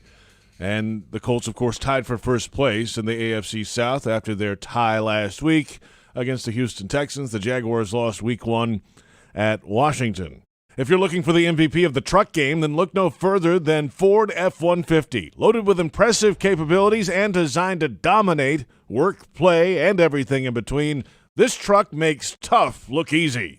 Your local Ford dealer, proud partner of the Jacksonville Jaguars. Well, today's game is on CBS Sports. Mike, Tom McCarthy, and Tiki Barber have the call, and there's plenty of new around this organization, but at some point, you got to settle in and create an identity of the Jaguars team, and it's under head coach Doug Peterson, and it will be in his mold, what he wants this thing to be, and he's done it before. So this will be the kind of the first wave of CBS and Fox analysts and broadcasters coming in to see this firsthand. Right, looking at it from the outside in. I think those of us who followed it all off season understand that there's already been a culture change around this organization, but you got to get results changes on the field, and we'll see if they play that way today. They played well enough that they could have won in Week 1, but that's not good enough in professional sports. You're not playing just to improve. You're playing to get the W at the end of the day, so that would go a long way towards improving national perceptions about this team. There are no AP voters for the NFL. Thank goodness, by the way. I mean, most ridiculous thing I've ever heard. You go play and win, or you don't. So I caught up with McCarthy this week about plenty of Jaguars topics, of course, including the impact Doug Peterson already has made on the Jaguars culture. We were in Houston last week for the Colts and the Texans, and we were talking about Lovie Smith taking over for the Texans. And I don't know if this is the right term that I should use, but I've used it before with baseball. There's an adult kind of in the room now, and the stability that brings, just the ease that brings, is so important. And I think you're probably seeing a little of that right now. I know it was disappointing not getting the first weekend win, but I think that the results will follow the foundation that he's building. And I know Jacksonville fans have heard that before. They heard it so long with Gus Bradley, and it was almost there. Like, it was almost there. And I just think that you're going to find a little bit more of a smooth function with Doug. And I think, like you said, the relationship part of this is really important in sports, and I think he's got that down. Tom, the offensive side of things, he's the play caller, obviously, on the sideline. Press Taylor's up in the booth. But the way they attack the game, think about it statistically. In some instances, it's a gut decision for Doug, but he'll go for it a lot. And he said earlier this week, his philosophy mainly is throw to score and run to win. And, there were some questions around in the 20-yard line at the red zone. They got away from the run a little bit last week, but there were some plays open. It might feel a little different offensively around here, just the way they approach the game. Yeah, and I think the pass that Trevor missed with Etienne, I think that's an indication of what's there if you pass. And, Trevor's just got to hit that pass. He's got a gifted athlete who he knows very well. But I do think that you're going to see I think you're going to see a comfort level too with Lawrence that he didn't have last year, quite frankly, because you do have a former quarterback as your head coach who knows how to handle quarterbacks, and I think that's going to really help. I got the sense last week watching the game back that Etienne he's going to be involved big time in this offense, and I think they'd like to involve him even more.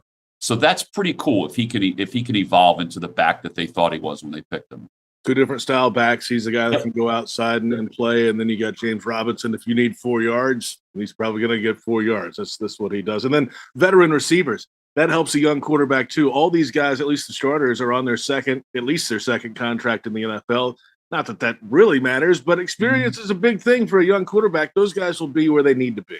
I got to tell you, when they signed Christian Kirk, I thought that was a huge pickup for them. And I think you saw that in game one. I think that he can really develop into, not that Marvin's not, but Marvin's a little older. So Kirk can be able to mold himself into that go-to wide receiver that I think he really wanted to be consistently in Arizona. But, there was not always enough room in the wide receiver room. So, I like him a lot. I think you're going to see his focal point be even, spotlighted more. Tom McCarthy with us from CBS has the call of the Colts and the Jaguars in week 2. The defense is new all over the place. Well, they're taking the ball away, too. 3 of them last week against Washington, a season after they had only 9 all of 2021. That's good for business. You take the ball away, that's going to give your team a lot of opportunities to win, and it did actually give them an opportunity to win last week. There's a theory that I think that Doug Peterson had when he was with the Eagles, that you have to have good linebackers, like really good linebackers, really athletic linebackers. And I don't know if it's why you have what you have right now. Obviously you had Josh Allen before, but then you add, Walker with the first pick overall. That's only part of it. So I think that's fun, man. You had Miles Jack for all these years, but these guys are a little different. Like, there's a little more season to the middle. And I think that the youthfulness of Walker, I thought he shined pretty good on film watching it just the other day. I think he's going to be pretty good, man. I think he's going to be pretty good. The takeaways, it's so important, and particularly in the other team's end. And that's really what hurt the Colts last week with the Texans. They had a couple of takeaways. Or giveaways that really hurt. There were 21 points in that game off turnovers for both teams combined. So, well, the Colts have that salty veteran quarterback now. They've been They've been kind of playing that game the last few years, obviously. Philip Rivers, Carson Wentz wasn't the answer, and is Matt Ryan the answer for them? They've got a lot of other pieces on that team. They feel like they're kind of knocking on the door. Is this the one that gets them over the top? Well, it's funny. They should have scored 40 points the other day against the Texans. They really should have. They had a drop in the end zone. They had a 4th down inside the 5. They decided to go for it, and it was snuffed out. He looked really good. It looked like he was 37 years old. It's funny, JP, when he walks into a room, I hadn't seen him in about 10 years in person. And he's a Philly guy, so I saw him often back when he was younger. He looks like a movie star. Like he looks like Brady. Like he's tall and he's trim and he's in great shape. I thought he looked really good. He threw 352 yards. The rub is they don't want to run Jonathan Taylor 31 times, but they needed to run Jonathan Taylor 31 times. You guys are going to have to stop the run. that's the biggest thing. The Jaguars are going to have to stop the run and make them a one-dimensional team, and that's really hard to do against the Colts. But hey, listen, they haven't won in Jacksonville in 7 years, right? 6 in a row. It's weird. It's weird how those things roll. Yeah, and they've got a horseshoe on their helmet and everything. It hasn't worked out. Exactly, and it's up, and it's the right way too. It's not the other way. Right, Tom. It's a strange schedule for Indy too. 5 of the first 7 are in the division, so they tied the first one. If they come out and lose a couple of these early ones, then Mr. Irsay is getting upset, and that's not good for business for those guys. No doubt. And plus they have the Chiefs in that mix as well. It's not an easy run. 2 games against the Titans. It's not an easy run for them. I still think, though, that they're a really good team. I think that the part of it is, can they do enough defensively? And I think they can to give their offense enough. And they've got to sustain drives. And I know they don't want to run Taylor 30 times a game, but man, he's a special dude. He is a special dude. Tom McCarthy, CBS Sports, has the play-by-play of today's game for the Colts and the Jaguars. It is crossover season for Tom McCarthy as well. Still has Phillies television.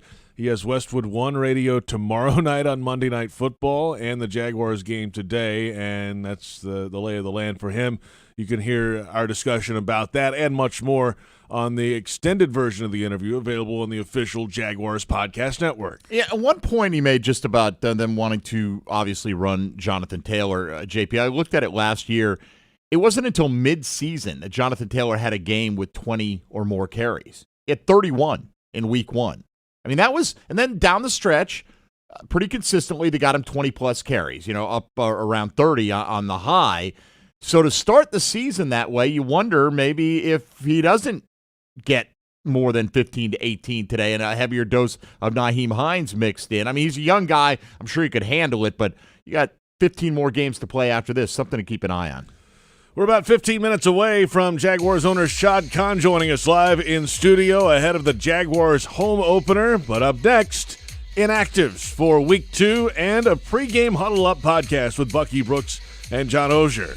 We're about an hour and a half away from kickoff in Week 2. The Indianapolis Colts and the Jacksonville Jaguars. And from TIAA Bank Field, this is the Publix Tailgate Show on Jaguars Radio.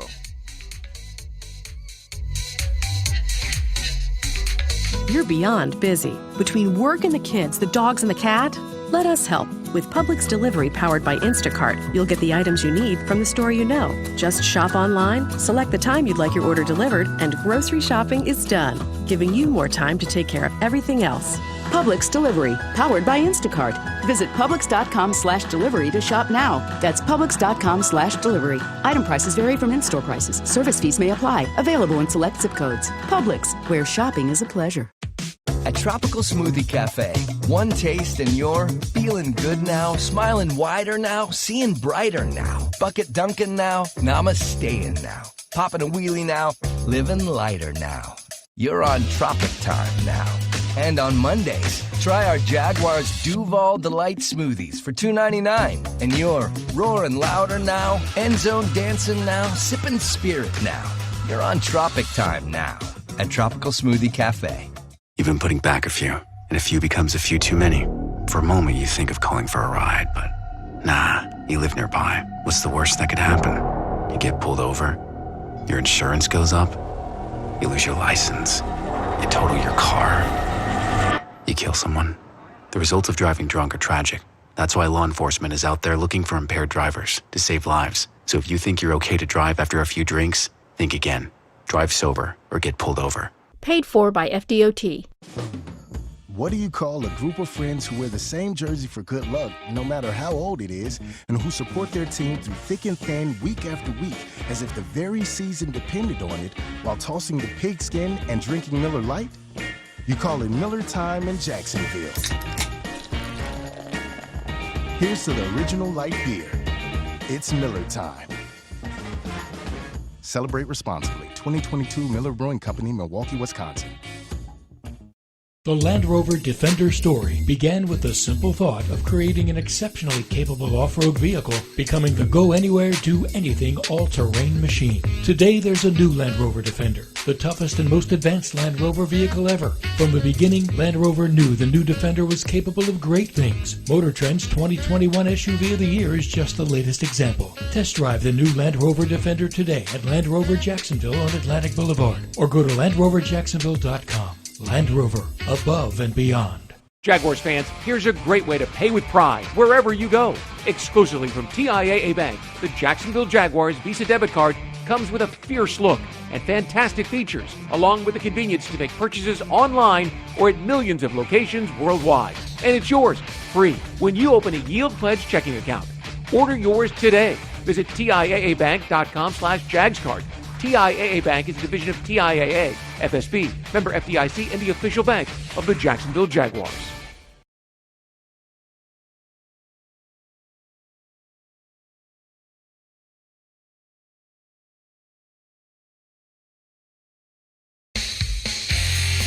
Jaguars Game Day Radio is brought to you by ViStar Credit Union. Do good, bank better. JP Shadrick with Mike Dempsey from Bank in Jacksonville. And today's game is presented by that bank, TIAA Bank. Turn potential into progress. The Colts and the Jaguars, 1:02 the official kickoff time today. The inactives have come down for today's game. The Jaguars have 5 players that will sit out today. The Jaguars are relatively healthy. They had no players on the injury report this week at all, Wednesday, Thursday, or Friday. Nobody had any status to the game, so that's good news. So here are the 5 players. Wide receiver Kendrick Pryor is out today. Daniel Thomas, safety, is out. Snoop Connor, rookie running back, will not play. Rookie cornerback Monteric Brown is out. And Deshaun Dixon, outside linebacker, a rookie, also inactive today. But a lot of eyes on the Colts inactive list. Well, good news, but the guys that we knew that were going to be out, the guys that were on the fence are going to be active today for the Colts. Here are the official inactives.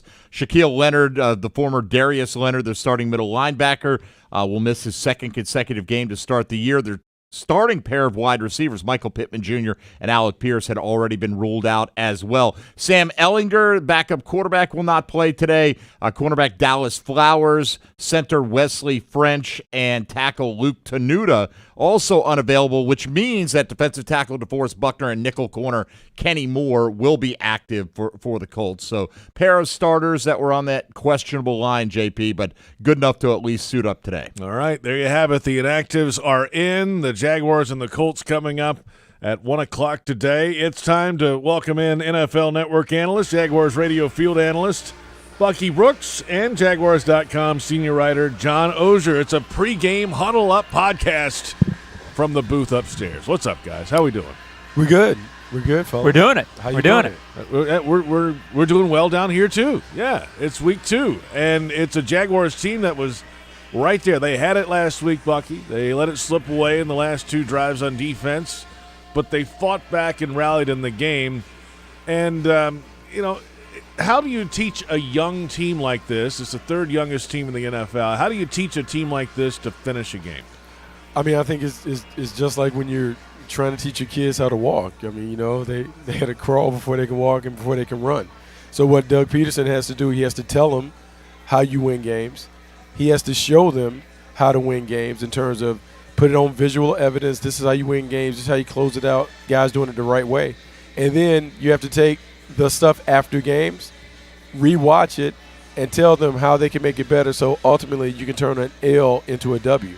It sounds really rudimentary, but it's really as simple as that. And then you hope that if you just bombard them with that kind of information, eventually some of those traits and core things that you believe in that leads to wins, they eventually adopt those things and they start implementing those in practice. Well, I think Bucky would tell you too. There's some specifics. You know, if you get a lead, get a pass rush and close it out. I mean, it's there's some learning to it, and then there's also some making plays to it. When you're late in games and you have the ball, make smarter decisions than Trevor did last week. That wasn't a good decision on third down.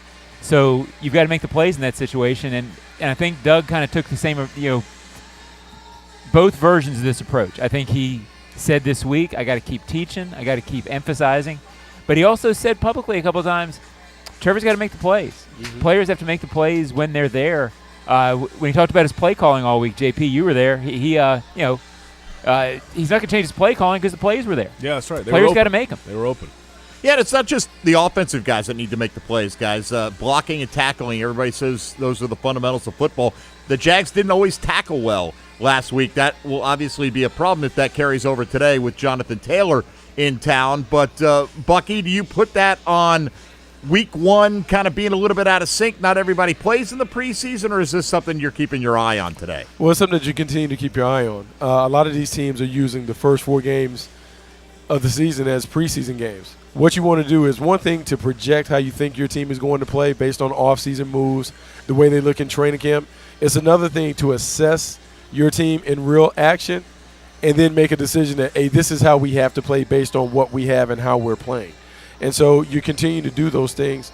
But in practice, you're putting the pads on, you're tackling, you're talking to them about taking the proper angles and making sure that they're playing with good leverage.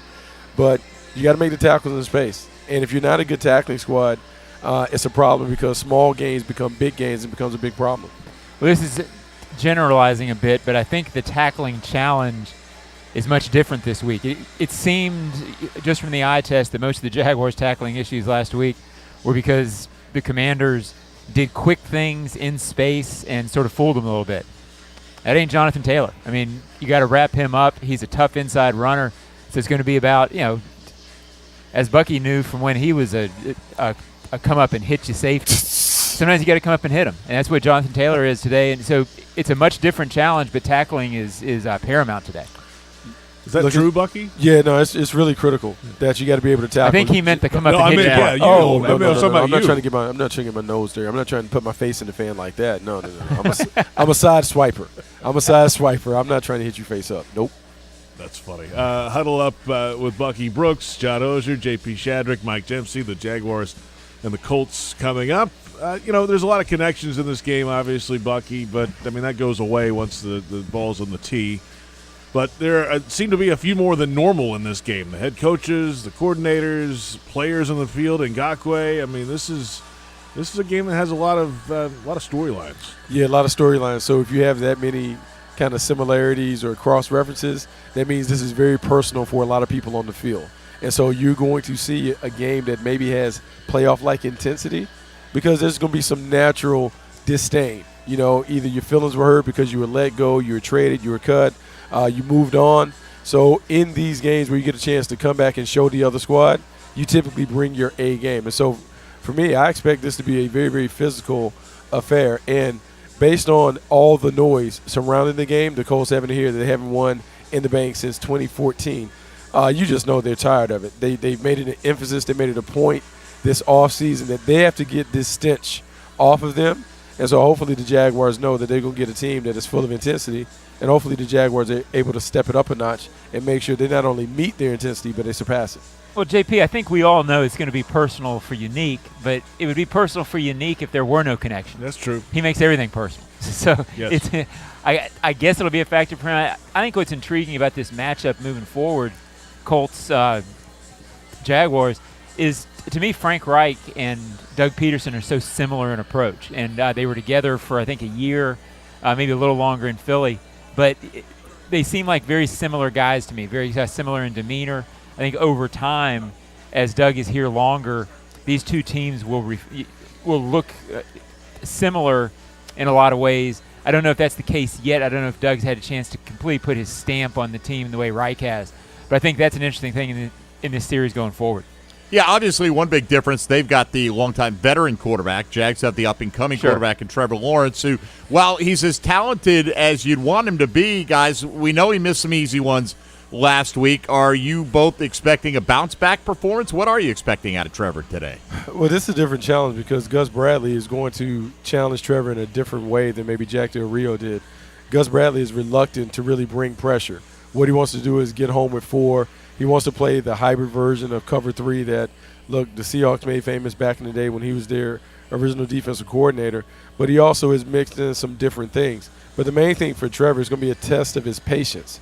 Is he willing to take the check down and the underneath throw over and over again, or does he get a little antsy and impatient and tries to fit a ball into a hole? Because they are banking that you're not more disciplined than they are, and ultimately you're going to force them into a tight window, and they are going to get an interception off a 10-point overthrow. Yeah, I don't want to call it a big game for Trevor because we're going to be saying that all year as we watch his development in this new offense. But it's certainly a thing now, guys. We've seen it a few times. Saw it last week and saw it times as a rookie. You know, he's at the point now where he's got to start hitting those passes that he missed to ETN last week. You can't leave touchdowns on the field. You can do it occasionally, but if you do it, you better make up for it with a couple of big plays later in the game. I do think now we start watching that, and I think that's going to be a microscope type thing for him, no matter who the opponent is. We're 18 games into it. That's getting close to 20. It's getting close to where he's got a lot of experience. The year 1 thing in the system is going to be big, but it's time to start accelerating a little bit.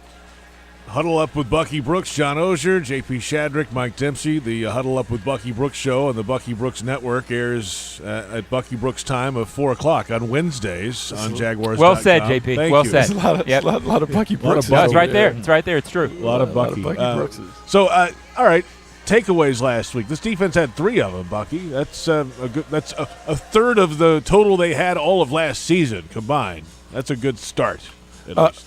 It is a good start. It's been a point of emphasis in terms of being disruptive, and the way they want to create disruption is by being able to bring pressure. But the only way that you can bring pressure is you have to win the early down, so you can force teams into obvious passing down, so you can heat them up. The challenge this week, this team is committed to running the football, and everything that they do is off of the run. And so some will think that, they don't have their starting wide receivers, Alec Pierce and Michael Pittman. That's going to be a problem. But it's not going to be a problem because they're going to fake the ball into number 28's belly.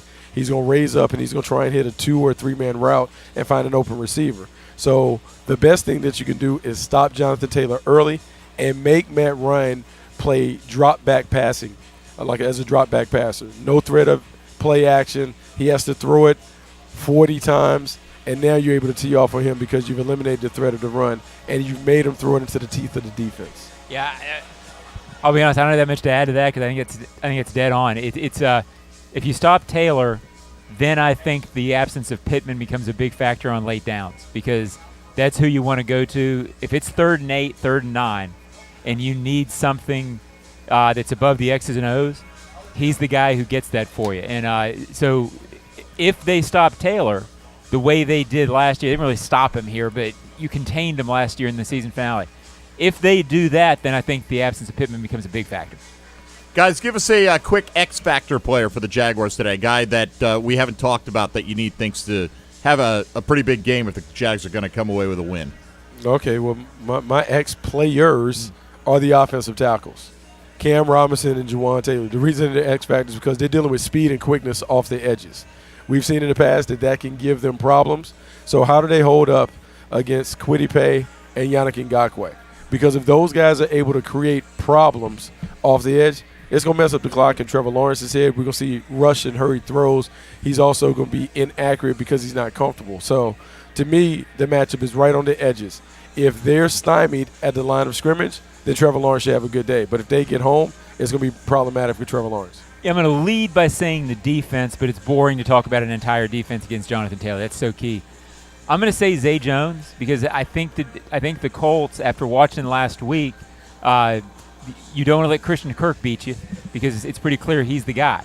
So I think at some point in the first few weeks of the season, it will be key for Zay Jones to start being that complement that he was signed to be. Maybe that starts today. There you have it from the broadcast booth. Bucky Brooks and John Ogier. Have a great day, guys. We'll talk to you. JP, thanks. Appreciate you. The pregame Huddle Up podcast. And again, the Huddle Up podcast runs Wednesdays, 4 o'clock on Jaguars.com and the Jags social media channels, Twitter, Facebook, and YouTube. We are inside 20 minutes from Jaguars Radio Network coverage with countdown to kickoff. That starts at noon. We'll return a live visit with Jaguars president Mark Lamping stepping in ahead of the Jaguars home opener. The Colts and the Jaguars at 1 o'clock. And this is the Publix Tailgate Show on Jaguars Radio.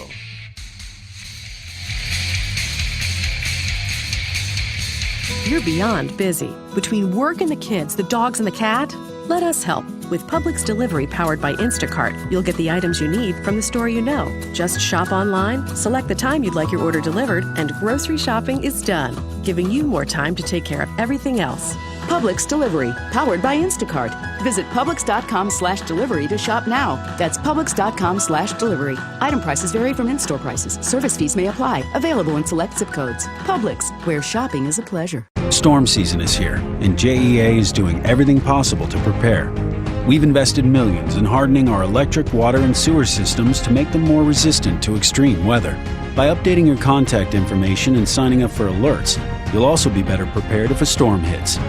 And in the event we need to restore your power, we can keep you up to date on our efforts and get you back to normal sooner.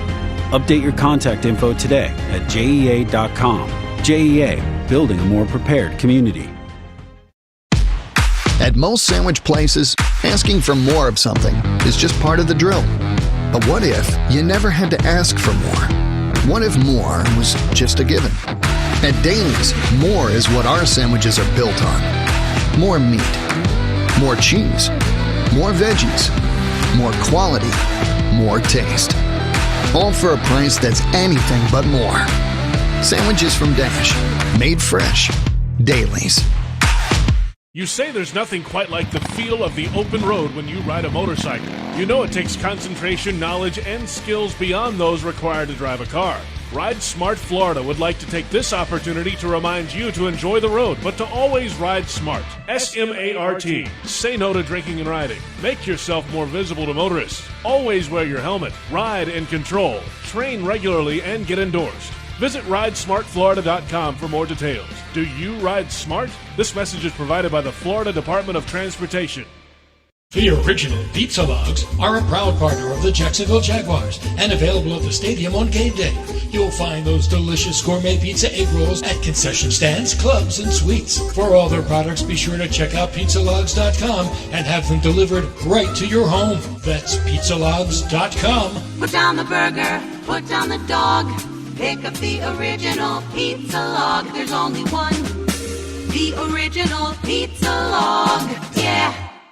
Touchdown at Jaguars away games when you fly nonstop from Jacksonville International Airport. Join the Jaguars in D.C., Los Angeles. Watch them win in Philly, Indy, Detroit, Nashville, New York, and Houston. When you fly nonstop from Jax, on airport parking, we'll punt the stress from your travel itinerary. Garage facilities offer defensive coverage from the weather and are a 50-yard dash from the terminal. Economy parking is just $6 a day. To learn more about nonstop flights and on-airport parking, visit flyjax.com.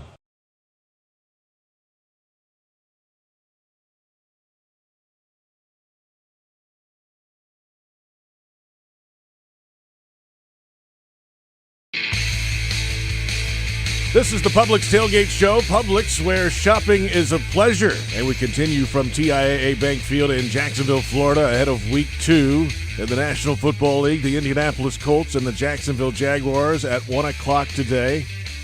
JP Shadrick from the Jaguars Radio Network studio.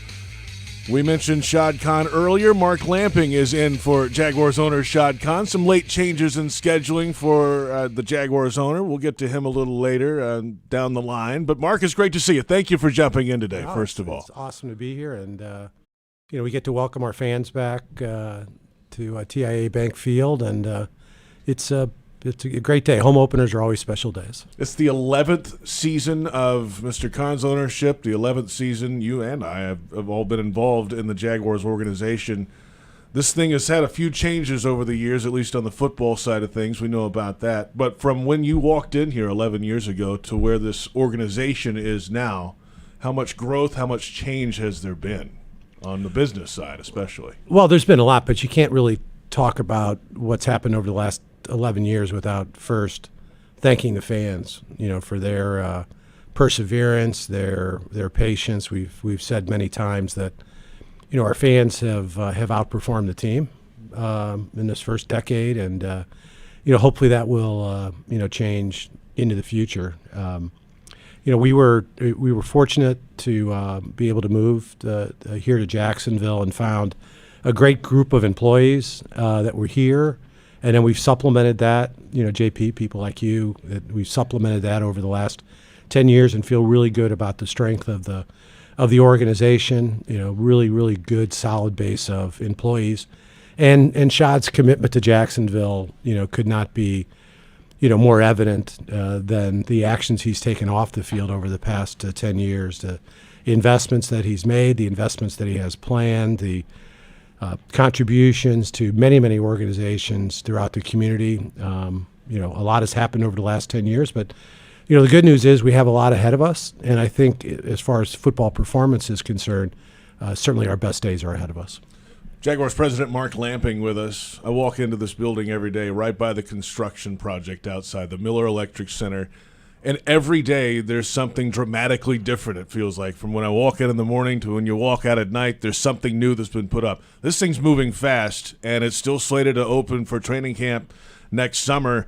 That's a prime example of the investment that Mr. Khan's making in the Jaguars and in downtown Jacksonville. Well, the performance of what's been happening on the construction site has been tremendous under the leadership of the Haskell Company. In fact, today we have close to 500 of the construction workers and their guests at the game. Cool. They've persevered through a really warm summer. It's not the best of working conditions, and yet they've kept the project on schedule, and we're really proud of the efforts that the construction industry here in Jacksonville has done. They've come together and have made a real commitment to get this building done on time. It's going to be a beautiful building when it's done also. I mean, the design's unbelievable. Yeah, really excited about it, and the best thing about it is it was the necessary first step to reimagine the existing stadium. And it's through that reimagination of the stadium that we'll be able to solidify NFL football here in Northeast Florida for generations to come. So it was a really big project, and it has really kicked off a number of other projects that are going to serve the organization, serve our fan base, and most importantly the community for decades to come. Jaguars President Mark Lamping with us. Next project up. Right there on the river, Shipyards. What's the latest there? We see some fencing up now. That's a good step in the right direction, it feels like. Well, there's subsurface work going on right now. Whenever you have these projects, the first phase of that project, it doesn't look like a lot's going on, right. But there's a significant amount of work that needs to be done to prepare for construction. So, that project obviously is moving forward. We've closed on the property, several months ago. So when you close on the property, you also accept the obligations that come with that. And we've been hit by added cost on the construction side of the project, but that's no different than what most projects are feeling these days. A little bit of the remnants of COVID and some of the international disruption and supply chain issues, and we've been able to keep that project again generally on schedule. Costs have gone up, but that's on us. So really excited about what it's going to do for downtown. It's going to be a catalyst. It's going to encourage other development, and it's also really exciting to see how the community has come together around a plan for the parks on the river. The parks are a really important and necessary part in order to have a really vibrant downtown. And it's great at this point in time. I think everybody's on the same page as to what the right balance is between abundant park property and then responsible development along with that.